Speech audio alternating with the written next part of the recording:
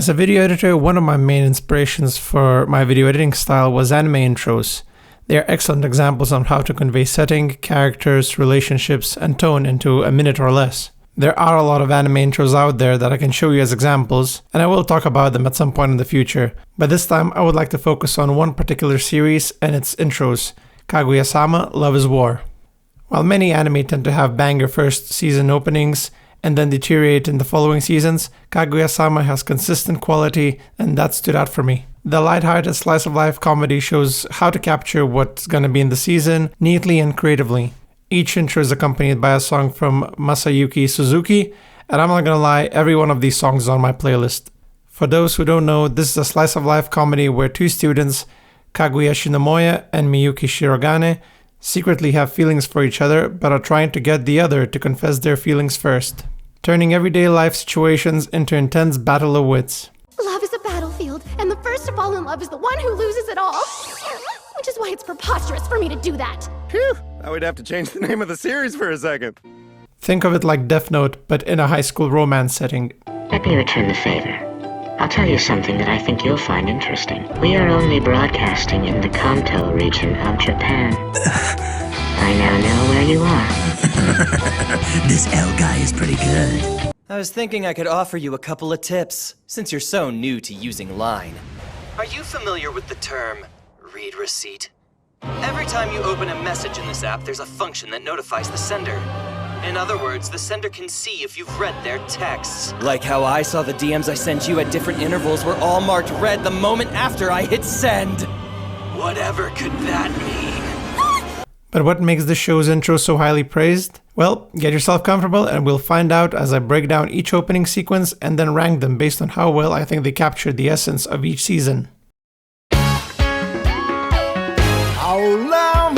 Season 1, Love Dramatic. In terms of tone and visuals, this opening has a sort of James Bond feel, as the jazzy music, trippy visuals, mix of romantic themes, weaponry, and playing cards make it feel like a spy thriller more than a romantic comedy. I think the main goal of the intro was to easily capture the premise, choosing to show more symbolic interpretations of Kaguya's and Shirogane's battle. Though, I personally think the use of weapons is a little bit too symbolic. For some audiences, seeing students with guns may actually feel like it's gonna be some assassination classroom kind of stuff. Luckily, there are plenty of other shots to keep the intro from conveying the wrong message. Like the first shot that uses forced perspective as the main characters appear to be face to face, only for the camera to zoom out and tilt to show the actual distance between them. I also really like the shot where they're both on high alert, unsure where the threat is going to come from, followed by falling playing cards with images of Fujiwara as the Joker and Ishigami as the Ace, which are fitting roles for each of them. Fujiwara is a wild card that often ruins the main character's plans, while Ishigami is a useful pawn for them to gain advantage. I think the weakest point of this intro is that we don't find more about these characters beyond the fact that they're after each other and that they're in the same location. Overall, I think the opening is stylish and creative. The premise is captured well, but I think it fails to go beyond that. Season 2, Daddy Daddy Do. This opening is perfect. Any problems I had with Season 1's opening were fixed, and now we can see a much more literal example of how they tend to win each other over. In fact, I think that was the goal of the first shot of this intro, as Kaguya is shooting a bow past everyone else going straight for Shirogane, who blocks it with his own shield. This is a great way to introduce the audience to the main characters, the premise, the location, and the side characters all within 15 seconds.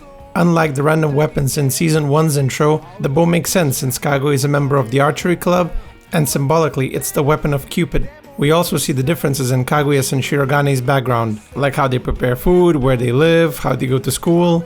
We can instantly see that Kaguya is from a wealthy background, unlike Shirogane. The whole box lunch scene doesn't waste a moment either, as it quickly establishes the growing suspicion among the other characters, the missteps of Kaguya's plans, Fujiwara's interference, and even foreshadows Kaguya's new method to keep herself calm around her love. An excellent opening for the series. But can Season 3's opening top it? No, it cannot.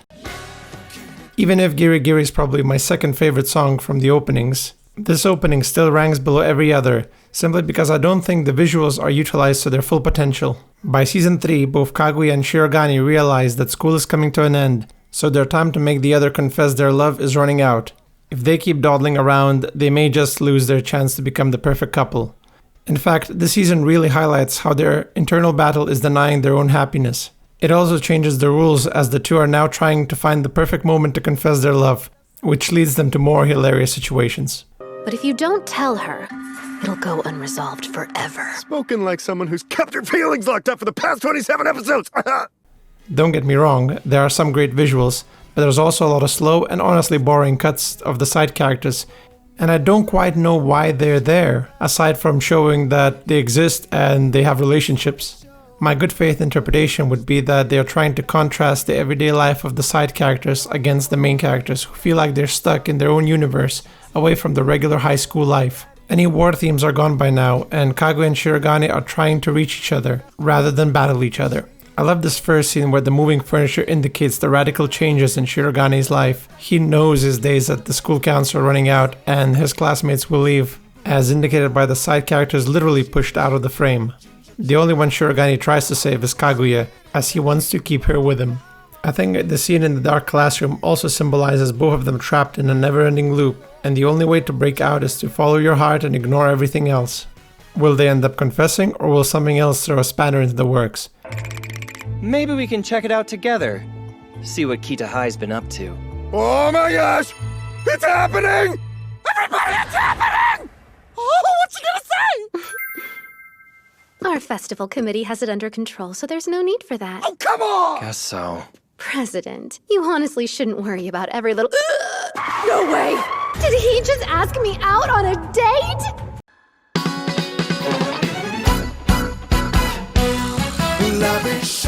Season 4, Love is Show. We finally reached the last season of Kaguya-Sama Love is War, and the creators of this opening are going all out. This is a very celebratory opening, showcasing the characters as stars in various performances. There was no more hiding anymore, no more devious plans. The two characters are finally allowed to express their love for one another without holding back. This is a little surprising as the actual season is a little bit more serious than the previous ones, as it deals with their relationship post-confession. Luckily, it all turns out well as we see the final shot is a memory book being closed by a feminine hand with a wedding ring. I'm pretty sure you can all assume who that is. Going back to the actual opening, there's a lot to look at in every shot and each one transitions in engaging and creative ways. You can even find the previous openings in the background. There are a ton of callbacks and references, giving plenty of content for the observant fan. I don't think this opening works well to sum up Season 4. However, it is their last season, so I think they're just having fun and trying to make a little happy ending. And I personally think it's quite fun to just look at the shots and see if you can find any references. Now that we looked at the openings, here's how I would rank them. You may have guessed that Season 2 is my favorite opening, and I give you the reasons why I think that is.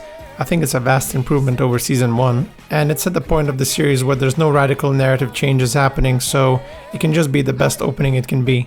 What do you guys think? Do you agree with my ranking, or do you have any other opinions? Leave them in the comments below, and if you enjoy my content, please subscribe for more.